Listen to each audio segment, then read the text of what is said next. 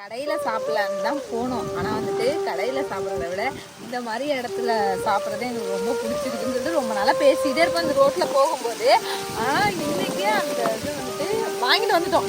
சாப்பாடை வாங்கிட்டு வந்துட்டு இங்கே சாப்பிட்லான்ட்டு வந்தாச்சு. ஆனால் என்ன ஒன்று திடீர்கிட்ட தான் நாங்கள் சொல்லிட்டு இருக்கோம். திடீர் ஒரு நாளைக்கு நம்ம வந்துட்டு இங்கே எல்லாரும் உட்காந்து சாப்பிடுவோம் அப்படின்னு சொன்னால், ஆனால் திடீர் வந்துட்டு ஊருக்கு போனதுனால அவனை கூட்டிகிட்டு வர முடியல.